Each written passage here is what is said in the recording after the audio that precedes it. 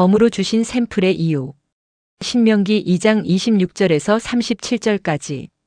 이스라엘 백성은 40년 광야 생활을 마치고 이제 가나안에 들어가기 직전에 있습니다. 광야 40년은 단순한 시간이 아니라 자아가 죽고 훈련을 통해 성숙하는 시간이었습니다. 이제 하나님께서는 출애굽 2세대, 곧 가나안 1세대에게 중요한 질문을 던지십니다. 가나안에 들어가면 어떻게 살 것인가? 하나님께서 요구하시는 것은 힘의 논리가 아니라 약속의 논리입니다. 즉 하나님의 말씀을 기준으로 하는 순종과 절제의 삶입니다. 1. 하나님의 백성은 힘이 있어도 절제해야 한다. 하나님은 모압, 암몬, 에돔 족속을 향해 말씀하십니다. 그들과 싸우지 말라. 이유는 분명합니다. 그 땅은 하나님께서 이미 그들에게 기업으로 주신 땅이기 때문입니다. 즉 하나님은 이 민족들을 이스라엘에게 하나의 샘플로 보여주십니다. 저들도 내가 약속하여 땅을 주었듯이 너희도 약속을 따라 가나안을 얻게 될 것이다. 그래서 하나님 백성의 첫 번째 원리는 이것입니다. 힘이 있어도 절제하는 것. 세상은 힘이 있으면 밀어붙이지만 하나님의 백성은 말씀이 허락한 곳까지만 움직입니다. 그러나 끝까지 싸우려는 대적이 있다. 본문 26절 이후에는 또 하나의 중요한 장면이 나옵니다. 이스라엘은 헤스본 왕 시온에게 매우 정중하게 요청합니다. 돈을 받고 양식을 팔아라. 돈을 받고 물을 주어라. 우리는 단지 걸어서 지나가겠다. 이것은 매우 겸손한 태도입니다. 즉 이스라엘은 싸우려는 의도가 전혀 없었습니다.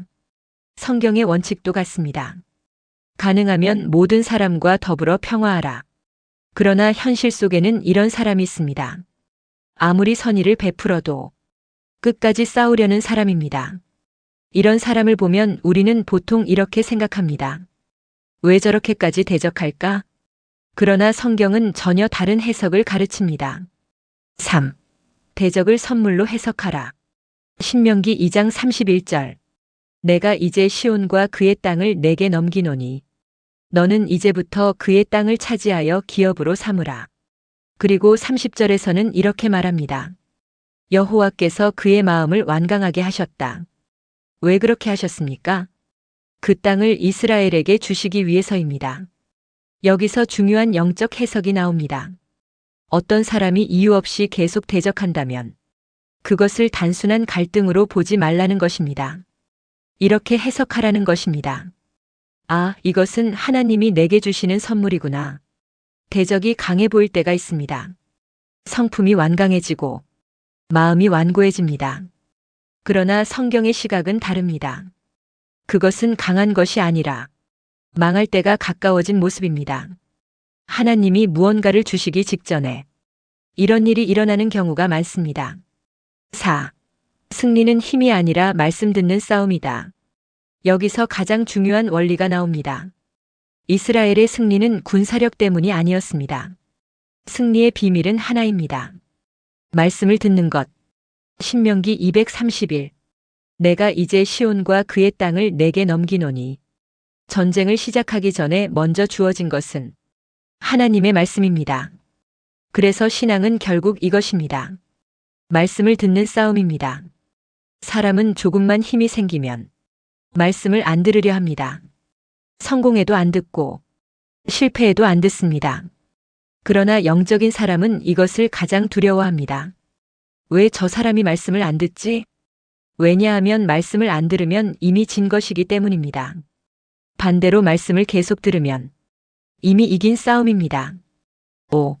하나님은 먼저 작은 승리의 샘플을 주신다. 여기서 더 중요한 이야기가 나옵니다. 하나님이 원래 약속하신 땅은 요단강 서쪽 가나안입니다. 그런데 하나님은 먼저 요단 동편의 두 왕의 땅을 주십니다. 헤스본 왕 시온, 바산 왕 옥. 이 땅은 사실 약속의 본 땅이 아닙니다. 말하자면 덤으로 주신 땅입니다. 왜 주셨을까요? 믿음을 키우기 위해서입니다. 하나님은 우리의 믿음을 키우기 위해 항상 작은 승리의 샘플을 먼저 주십니다. 문제는 여기서 발생합니다. 이스라엘의 두 지파 반이 이 땅에 머물러 버립니다. 샘플을 본 상품으로 착각한 것입니다. 6. 샘플 인생이 되지 말라. 옛날 화장품 가게에 가면 샘플을 줍니다. 샘플의 목적은 하나입니다. 이거 써보고 큰 걸 사라. 그런데 어떤 사람들은 샘플만 계속 씁니다. 신앙에도 이런 사람이 있습니다. 하나님이 작은 승리를 주셨는데 거기서 멈춰버립니다. 그러나 하나님이 주신 목적은 이것입니다. 이렇게 내가 너와 함께하면 이긴다. 그 믿음을 가지고 진짜 가나안을 향해 가라는 것입니다. 7. 다윗에게도 있었던 승리의 샘플. 이 원리는 다윗에게도 똑같이 나타납니다. 사무엘상 17장에서 다윗은 이렇게 말합니다. 내가 사자의 발톱과 곰의 발톱에서 양을 건져냈습니다. 사자와 곰을 이긴 이유는 무엇입니까?